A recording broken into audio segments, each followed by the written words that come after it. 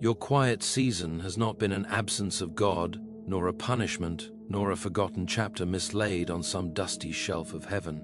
It has been a room with the lights turned low, not because nothing is happening, but because certain kinds of work require silence. We live in an age that mistakes noise for progress and visibility for value, and so when the days grow still and the applause fades, we assume something has gone wrong. Yet there are moments when the most necessary things are done out of sight, like the setting of bones or the rooting of a tree. No trumpet sounds while the seed splits open beneath the soil, and no audience gathers to watch the slow stitching together of strength in the dark. You may have wondered why prayers once answered quickly now seem to linger in the air unanswered, why doors that were once open now stand firmly shut, why your efforts feel small and unseen. But quiet is not emptiness. Silence is not neglect. There is a difference between being ignored and being prepared. When a craftsman intends to shape something delicate and strong, he does not work in the middle of a marketplace. He withdraws, not out of disinterest, but out of care. He measures, tests, sands, and adjusts, knowing that haste would ruin what patience can perfect. In the quiet season, God often removes the comforting distractions that once told you who you were. The roles, the recognition, the steady affirmations of others are gently stripped away, not to diminish you, but to reveal what remains when they are gone. It is uncomfortable to discover how much of our confidence was borrowed and how much of our identity depended on being needed or admired. Yet this uncovering is mercy disguised as loss. For what can be shaken must be shaken, so that what cannot be shaken may finally stand on its own. You may feel as though you have been set aside, placed on a shelf while others are chosen, celebrated, advanced. But being set apart is not the same as being set aside. There is a holy difference between waiting forgotten in a corridor and waiting summoned into a private chamber. God does not prepare greater things in crowded places. He prepares them in solitude, where the soul can be taught to listen rather than perform, to obey rather than impress. In the quiet, you begin to hear the subtler questions. Who are you when no one is watching? What do you trust when success is not immediately rewarded? Whose voice do you believe when the chorus of approval falls silent? It is here that faith is refined from something spoken into something lived. Anyone can say they trust God when outcomes are favorable and paths are clear, but trust learned in the quiet is of a different substance. It is not loud or dramatic. It is steady, like a hand resting on a promise even when the promise feels distant. This kind of faith does not rely on emotional warmth or constant reassurance. It learns to stand in the cold, believing that warmth will return in its proper time. There are lessons God teaches only in obscurity. He teaches patience not by explaining it, but by allowing time to stretch longer than you would choose. He teaches humility not by rebuke, but by placing you where your gifts are hidden and your efforts seem small. He teaches dependence not by deprivation alone, but by showing you the limits of your own strength. In the quiet season, you discover that your cleverness cannot hurry God, your anxiety cannot force His hand, and your despair cannot undo His purposes. You may have prayed for clarity and received silence instead. Yet silence is not always refusal. Sometimes it is an invitation to mature beyond constant instruction. A child needs to be told every step. An adult is trusted to walk with understanding. God's quiet can be a sign that He is treating you not as a beginner, but as one capable of deeper trust. He is less interested in explaining Himself than in forming you. Explanations may comfort for a moment, but formation prepares you for a lifetime. The quiet season also reveals the companions you keep in your heart. When the noise fades, the voices that remain become very clear.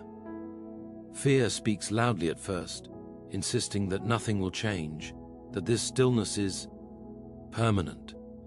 Comparison whispers that others are chosen while you are overlooked.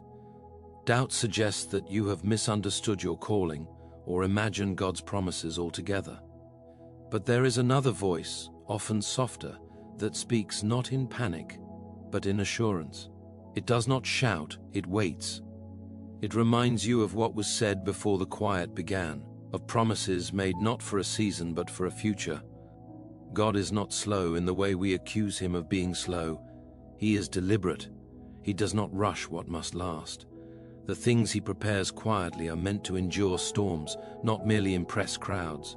If he has removed you from visibility, it may be because what he is forming in you would be damaged by premature exposure. Some callings collapse under the weight of attention before they are ready to stand. Some blessings become burdens when received too early. God's timing is not designed to frustrate you, though it often does, but to protect what he intends to give. Think of how often we ask for greater things without considering what they require. We pray for influence without understanding the loneliness it can bring. We ask for impact without counting the cost of responsibility. We desire open doors without realizing how much courage it takes to walk through them. In the quiet season, God trains the heart to carry what the hands will one day hold. He stretches your capacity slowly so that when more is given, it does not crush you. The quiet also teaches you how to find God without constant. NT signs. It is easy to believe he is near when prayers are answered swiftly and circumstances align conveniently. But when days are ordinary and weeks seem unchanged, faith must learn to rest on character rather than evidence. You begin to know God not only as the one who acts, but as the one who is. His presence becomes less about what he does for you and more about who he is with you. This knowledge is less exciting, perhaps, but far more stable. You may feel smaller now than you once did, as though the quiet has shrunk you. In truth, it has stripped away what was unnecessary. It has made room. God often empties before he fills, not out of cruelty, but out of wisdom. A vessel already full cannot receive more, and a heart cluttered with lesser things has little space for greater ones.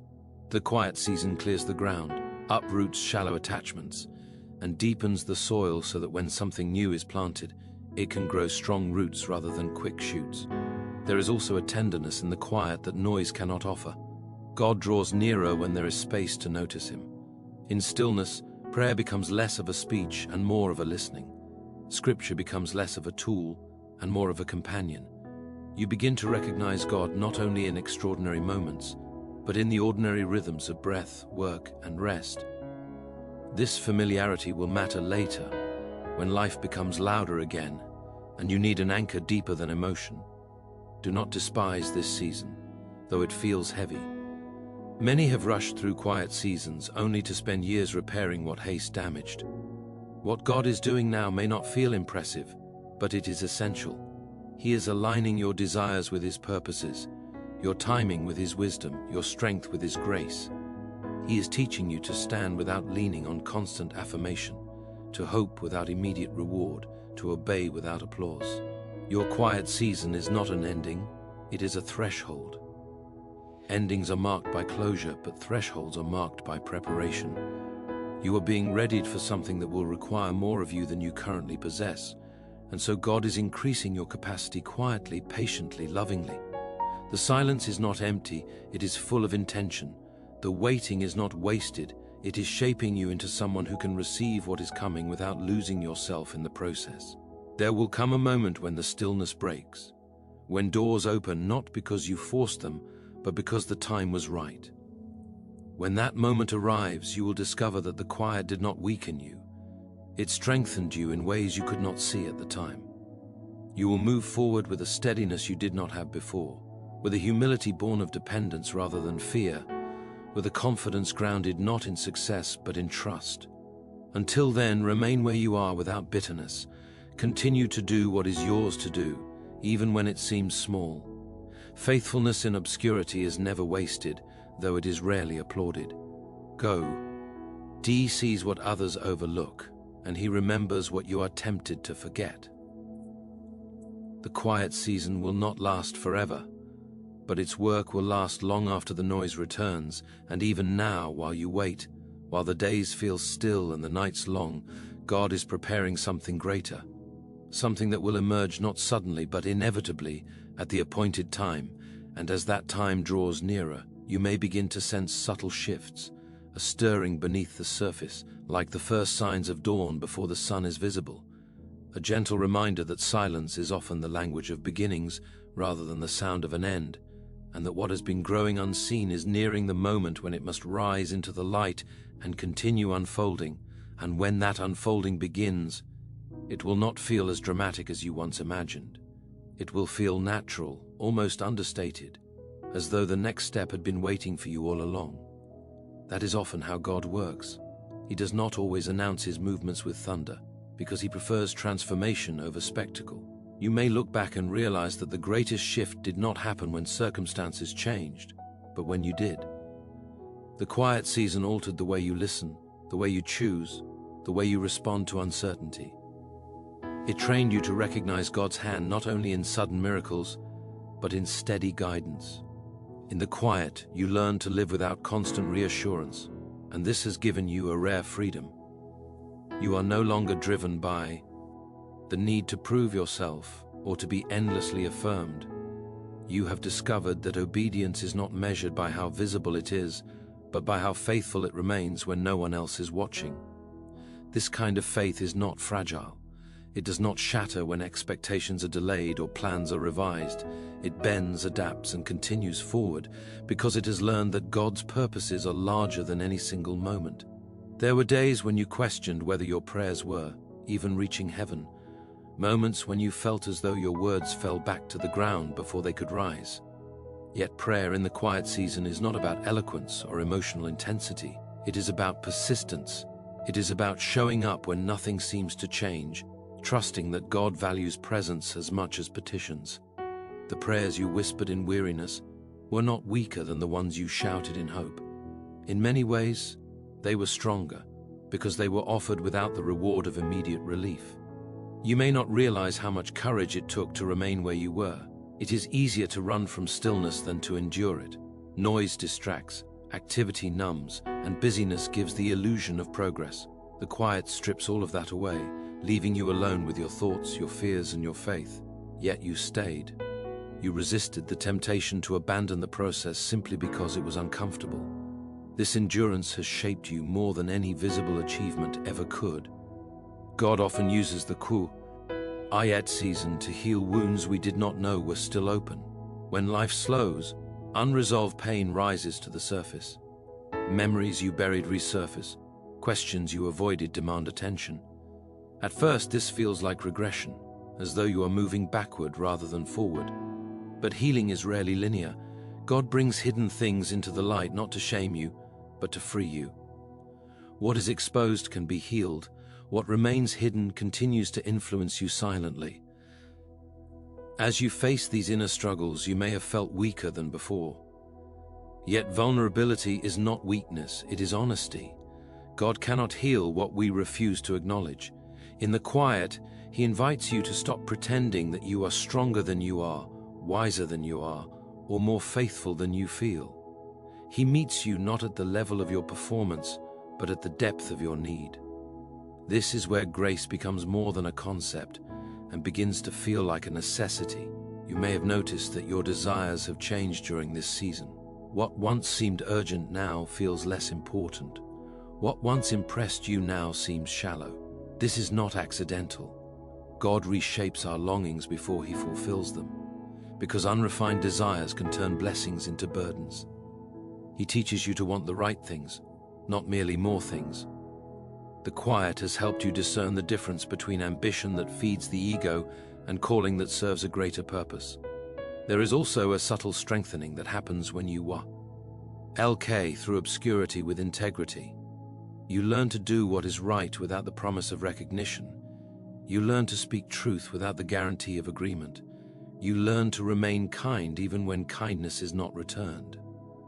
These choices form a character that does not depend on circumstances to remain steady. When greater opportunities come, this character will matter more than talent, because it will determine how you handle success as well as difficulty. God is preparing you not only for what you will do, but for how you will do it. Skill can open doors, but character determines whether you remain on the other side of them. The quiet season shapes your inner life, so that your outer life does not outrun your maturity. Many stumble not because they lack ability, but because they arrive at visibility without having learned humility, patience, or restraint. God's silence now may be his protection later. You may wonder why others seem to advance while you remain still. Comparison becomes especially tempting in the quiet because there is little else to measure progress by. But God does not measure progress the way we do. He is not impressed by speed. He is concerned with direction. Two people can move quickly in opposite directions, and only one is truly advancing. Your path may look slower, but it is being aligned with a purpose that fits who you are becoming, not merely what you can accomplish. There is also a mystery to God's timing that we must learn to respect. We want explanations that satisfy our logic, but God often offers trust instead. He invites us to believe that he sees what we cannot see and knows what we do not know. This trust is not blind, it is rooted in his character. The quiet season gives you time to reflect on how he has been faithful before, how past uncertainties eventually revealed their meaning. Memory becomes a source of strength when the present feels unclear. As the quiet continues, you may notice small signs of change that others would overlook. A new idea forms quietly in your mind. A relationship deepens unexpectedly. An old fear loses its grip. These are not coincidences, they are indications that preparation is underway. God rarely moves in a single dramatic moment. He works through accumulation, through a series of small, faithful steps that eventually lead somewhere new. The quiet allows these subtle shifts to take place without interference. You are also learning how to wait without resentment. This may be one of the most difficult lessons of all. Waiting can easily turn bitter when it feels imposed rather than chosen. Yet waiting with trust transforms it from a burden into an offering. When you wait while believing that God is at work, even unseen, the waiting itself becomes an act of faith. It declares that you trust his wisdom more than your impatience. The quiet season teaches you to hold plans loosely. You begin to understand that your ideas of how things should unfold are not always the best ones. This does not mean abandoning hope or initiative. It means surrendering control. God is not opposed to your dreams, but he often refines them so that they align with his purposes. What you release in the quiet may return later in a transformed and more life-giving form. There is a humility that grows when you realize how little you can force in life. You cannot force growth, force healing, or force God's hand. This realization is not meant to discourage you, but to free you. It releases you from the exhausting task of trying to manage outcomes that were never yours to control. Instead, you are invited to focus on what is within your reach: faithfulness, honesty, prayer, and obedience in the present moment. You may have felt invisible during this season, as though your efforts made no difference. Yet God's work often advances through unseen faithfulness. History is shaped not only by those who stand on stages, but by those who pray quietly, serve consistently, and remain faithful when recognition never comes. Your quiet obedience contributes to purposes far larger than you can measure, even when you cannot see the results immediately. As you remain in this season, you may sense a growing readiness within yourself. It is not excitement, but steadiness. Not urgency, but confidence. This readiness is not about having all the answers. It is about trusting God even without them. When the next chapter begins, you will not step into it as someone desperate for validation, but as Psalm E1, grounded in truth. You will move forward not to prove your worth, but to live out what has already been formed in you. God's preparation is thorough. He does not rush what must last. The quiet season is his way of ensuring that when change comes, it does not undo you. You will be able to receive what he gives without losing your peace, to walk through new doors without forgetting where your strength comes from. This is the gift hidden within the silence, resilience formed in stillness. Even now, while nothing outward seems to change, something inward is settling into place. Your trust is deepening. Your identity is clarifying. Your dependence on God is becoming less theoretical and more lived. These changes may not impress others, but they matter deeply to God. They are the foundation upon which future fruitfulness will rest. The quiet will not last forever. God does not keep his children in preparation indefinitely. There comes a time when what has been hidden must be revealed, when what has been nurtured in silence must be expressed in action. When that time arrives, it will feel less like a sudden breakthrough and more like a natural next step, because the quiet has been aligning you with it all along. Until that moment fully arrives, remain attentive rather than anxious. Continue to listen more than you speak, to trust more than you rush, to obey more than you demand understanding. The quiet season is teaching you how to walk with God rather than ahead of him. His companionship will matter more than clarity when the path unfolds further, and as you continue to wait, to listen, to grow beneath the surface, the silence itself will begin to feel less like absence and more like assurance, a steady reminder that God's greatest works often begin where few are watching, and that what is being prepared in you now is far greater than what you have been able to imagine so far, still forming, still deepening, still moving toward the moment when it must continue to unfold. And in that continued unfolding, you may discover that the quiet has taught you how to recognize God's presence without needing to name it constantly. There is a settled awareness now, a calm that was not there before, a sense that you are held even when you cannot trace the shape of the hands that hold you. This awareness is not loud faith, it is lived faith. It does not announce itself, yet it steadies every step. It allows you to walk forward without demanding that the road be fully visible, trusting that light will appear as you move. The quiet season has also softened your judgments, both of yourself and of others. You have learned how complex growth truly is, how uneven and unhurried. Where you once might have measured worth by productivity or progress by speed, you now see value in endurance, in faithfulness, in the unseen choices that shape a life more deeply than any public success. You have learned compassion for those who seem stuck, because you know now that illness is not always stagnation. Sometimes it is the deepest kind of work. There were moments when you felt forgotten, when it seemed as though God had moved on to more promising stories. Yet even that feeling served a purpose.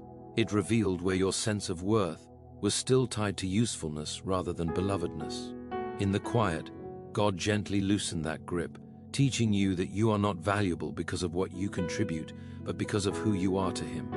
This truth, once merely spoken, has begun to take root in your heart, changing how you relate not only to God, but to yourself.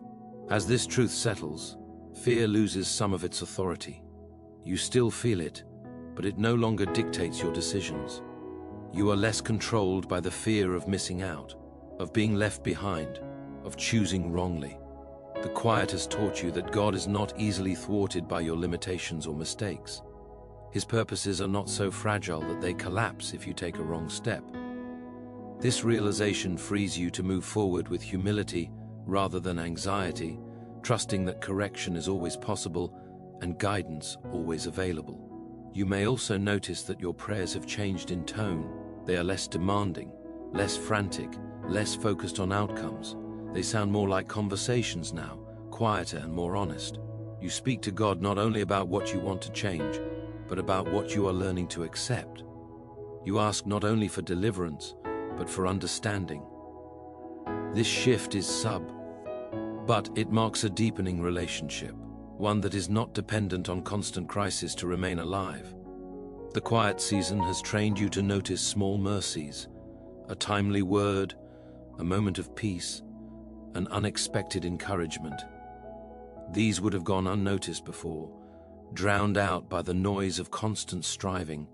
Now they stand out as reminders that God has been present all along, sustaining you in ways you did not always recognize. Gratitude grows quietly too, not as a forced response, but as a natural awareness of grace woven into ordinary days. There is also a growing strength in your ability to say no. The quiet clarified your values, making it easier to discern what aligns with your calling and what merely distracts from it. You are less tempted to fill every moment, to chase every opportunity, to prove your worth through constant activity. This restraint is not laziness, it is wisdom. It reflects an understanding that not every open door is meant to be entered, and not every invitation is meant to be accepted. God has been teaching you to distinguish between urgency and importance. Many things clamor for attention, but few truly shape your soul. The quiet season slows you enough to recognize the difference. It teaches you to respond rather than react, to choose thoughtfully rather than impulsively. This discernment will serve you well when life becomes busier again, when demands increase and decisions carry greater weight. You may have noticed that your understanding of success has begun to change. It is no longer defined solely by outcomes, but by faithfulness. You are learning to ask different questions. Was I obedient? Was I honest? Was I loving? These questions anchor you in values that remain steady regardless of circumstance. They protect you from the instability of chasing achievements that can vanish as quickly as they appear. As the quiet continues, you may feel a gentle pull toward things that once intimidated you, not because fear has disappeared, but because courage has grown quietly beneath it. You are more willing to trust God beyond your comfort zone, more open to possibilities that require dependence rather than control. This readiness is not reckless. It is rooted in the confidence that God's presence does not depend on familiarity or certainty. The quiet season has also refined your listening. You hear more clearly now, not only God's voice, but the needs of others. When you are no longer consumed by proving yourself, you have space to notice pain, to offer patience, to respond with empathy. This attentiveness is part of the preparation too. Whatever God is leading you into will likely involve serving others, and service requires a listening heart. You may still feel the tension of waiting, the ache of not yet. That tension does not disappear simply because growth is happening, but it changes. It becomes less sharp, less frantic. It feels more like anticipation than desperation. You are learning to hold hope without linging, to expect good without demanding timelines. This posture keeps your heart open rather than hardened by disappointment. God's work in the quiet often unfolds like a slow dawn rather than a sudden sunrise. Light increases gradually, almost imperceptibly, until one day you realize that what once felt dark is now illuminated. You may not be able to pinpoint when the shift occurred, but you recognize its effects. Confidence where there was once doubt, peace where there was once restlessness, trust where there was once fear. You are becoming someone who can carry unanswered questions without losing faith. This may be one of the most important gifts of the quiet season. Life does not always provide closure or clarity, even when God is deeply involved. Learning to live faithfully amid mystery prepares you for a faith that endures beyond ideal circumstances. It anchors you in God Himself, rather than in explanations about Him. The quiet season has also taught you to value consistency over intensity. Spiritual growth is not measured by occasional bursts of enthusiasm, but by steady, ordinary faithfulness. You have learned to show up even when you feel nothing, to pray even when words are few, to trust even when emotions fluctuate. This steadiness forms a faith that does not depend on mood or momentum. You may find that your sense of calling feels clearer now, though not necessarily more detailed. You understand the direction more than the destination. This is often how God guides. He gives enough light for the next step, not the entire journey. The quiet season trains you to be content with this kind of guidance, to move forward one step at a time without demanding the whole map. There is a quiet courage forming in you, the kind that does not need to announce itself. It is the courage to remain faithful when misunderstood, to continue believing when circumstances contradict hope, to trust God's character more than your current experience. This courage is not dramatic, but it is resilient. It will sustain you through seasons far more demanding than this one. Even now, preparation continues. God is still aligning circumstances, still arranging connections, still shaping opportunities in ways you cannot yet see. The quiet season does not mean nothing is happening. It means much is happening beyond your awareness. Trust grows when you accept that God's work is not limited to what you can observe. As you remain here in this in-between space, remember that God's silence is not a withdrawal of care. It is often a sign of deep involvement. He is attentive to every detail, patient in every step, committed to finishing what he began. The quiet season is not a detour from your purpose, it is part of the path itself. And so you continue, walking faithfully without fanfare, growing steadily without recognition, trusting deeply without certainty, knowing that what is being formed in you now will one day be revealed in ways that feel both surprising and inevitable. And as you move forward within this stillness, attentive and open, the sense of preparation deepens, the assurance strengthens, and the quiet itself begins to feel less like waiting for life to begin and more like life unfolding at a depth you had never known before. Still moving, still shaping, still preparing, still leading you onward into what has not yet been seen, but has long been held in promise, continuing even now. And when at last this season yields to the next, you will see that nothing here was wasted, not a single silent prayer, not one unseen act of faithfulness, not one tear shed in the dark. You will understand that the quiet was not God stepping away, but God drawing you deeper, teaching you to walk by trust rather than sight, to rest in His character rather than rush His timing. What comes next will not erase the silence, it will be built upon it, strengthened by it, made steadier because of it, and you will step forward not as someone desperate to be noticed, but as someone deeply rooted, calmly confident, and quietly assured that the same God who sustained you in the stillness will remain with you in the movement, carrying you onward into what He has been preparing all along.